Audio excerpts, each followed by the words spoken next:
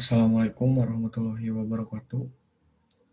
Yang terhormat kepada Bapak Denny Chandra MPD, selaku dosen mata kuliah Bahasa Indonesia. Perkenalkan, nama saya Gagan Miftahul Gani dari Fakultas Pertanian, Prodi Peternakan, Universitas Perjuangan Tasikmalaya. Di sini saya akan mempresentasikan hasil kerja yang berjudul Organ pada Tumbuhan. Yang pertama, latar belakang. Tumbuhan tersusun dari berbagai organ yang terdiri dari akar, batang, daun, dan organ reproduksi. Berbagai jenis organ pada tumbuhan tersebut berperan dalam melaksanakan fungsinya masing-masing dalam kehidupan tumbuh-tumbuhan. Organ-organ tersebut tersusun dari berbagai jaringan, seperti jaringan meristem, parenkim, sklerenkim, kolenkim, epidermis, dan jaringan pengangkut. Selanjutnya, rumusan masalah. Yang pertama, apa saja organ-organ pada tumbuhan? Yang kedua, apa saja jaringan penyusun organ tumbuhan beserta fungsinya? Selanjutnya, tujuan. Yang pertama, mengetahui dan memahami organ-organ utama pada tumbuhan. Yang kedua, mengetahui dan memahami jaringan-jaringan penyusun organ tumbuhan. Dan yang ketiga, beserta fungsinya. Apa saja organ pada tumbuhan? Yang pertama ada akar, yang kedua batang, yang ketiga daun, yang keempat bunga, dan yang kelima buah. Pembahasan yang pertama akan membahas tentang akar. Akar merupakan salah satu organ tumbuhan yang pertumbuhannya ke arah bawah tanah, sehingga akar umumnya tertanam di dalam tanah. Akar merupakan organ tumbuhan yang penting karena berperan sebagai alat pencengkram pada tanah, atau penguat, dan sebagai alat penyerap air. Akar memiliki bagian pelindung berupa tudung akar yang tidak dimiliki oleh organ lain. Berdasarkan asal terbentuknya, akar dapat dibedakan atas akar primer dan akar adventitif. Akar primer terbentuk dari bagian ujung embrio dan dari perisikel, sedangkan akar adventitif berkembang dari akar yang telah dewasa selain dari perisikel, atau keluar dari organ lain seperti dari daun dan batang. Selanjutnya ada fungsi akar. Yang pertama, sebagai penyokong batang tumbuhan. Yang kedua, sebagai tempat melekatnya tumbuhan pada media karena memiliki kemampuan menerobos lapisan-lapisan tanah. Yang ketiga, menyerap air dan garam mineral melalui bulu-bulu akar. Yang keempat, pada beberapa tanaman, akar digunakan sebagai tempat penyimpanan makanan cadangan, misalnya wortel dan ketela pohon. Yang kelima, sebagai media tanaman tertentu seperti jenis tumbuhan bakau, akar berperan untuk pernapasan. Dan yang terakhir, sebagai alat perkembangbiakan vegetatif pada tumbuhan tertentu. Selanjutnya, pembahasan yang kedua yaitu batang.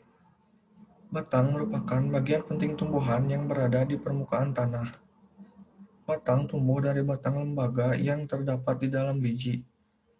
Selanjutnya, pertumbuhan batang berasal dari titik tumbuh berupa meristem apikal yang terdapat pada batang.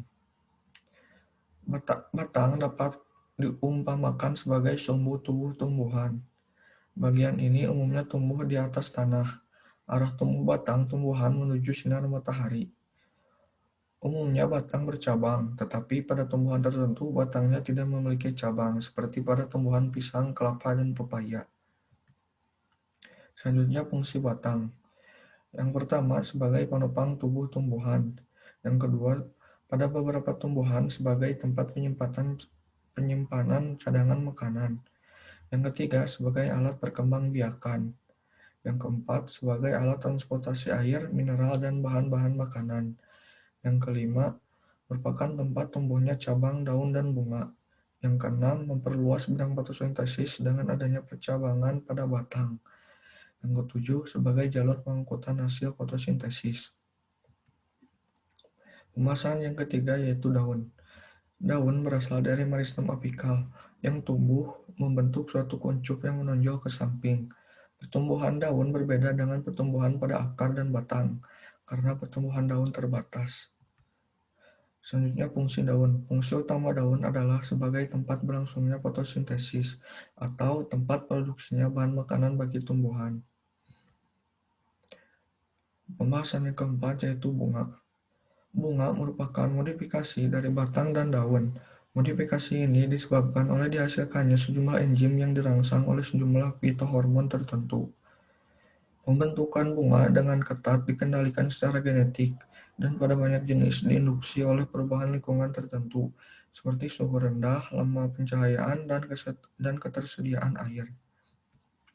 Selanjutnya, fungsi bunga. Yang pertama, struktur reproduksi seksual pada tumbuhan berbunga atau division Magnoliophyta atau Angiospermae, tumbuhan biji tertutup. Yang kedua, sebagai tempat terbentuknya buah dan biji. Pembahasan yang kelima yaitu buah. Buah adalah organ pada tumbuhan berbunga yang merupakan perkembangan lanjutan dari bakal buah. Buah biasanya membungkus dan melindungi biji. Aneka rupa dan bentuk buah tidak terlepas kaitannya dengan fungsi utama buah, yakni sebagai pemencar biji tumbuhan. Pembahasan yang terakhir yaitu kesimpulan dan saran. Kesimpulan, berdasarkan uraian dan penjelasan tentang organ-organ tumbuhan di atas, dapat ditarik kesimpulan sebagai berikut. Yang pertama, organ-organ utama penyusun tumbuhan adalah akar, batang, dan daun, sedangkan organ modifikasi lainnya adalah bunga dan buah. Yang kedua, jaringan-jaringan penyusun organ tumbuhan antara lain organ akar, ada epidermis, korteks, stele. Selanjutnya organ batang, ada epidermis, korteks, stele. Yang ketiga organ daun, ada kutikula, epidermis, jaringan polisade, jaringan spons, berkas pembuluh. Yang keempat organ bunga, ada kelopak, mahkota, benang sari, dan putik. Dan yang kelima organ buah, terdapat kulit buah dan biji. Saran. Demikianlah makalah tentang organ-organ tumbuhan sebagaimana yang telah diuraikan di atas. Semoga dapat bermanfaat sebagaimana mestinya. Selain itu, kami juga berharap adanya perbaikan atas segala kekurangan yang terdapat di dalamnya. Sekian, terima kasih. Semoga bermanfaat. Wabillahi taufiq wal hidayah. Wassalamualaikum warahmatullahi wabarakatuh.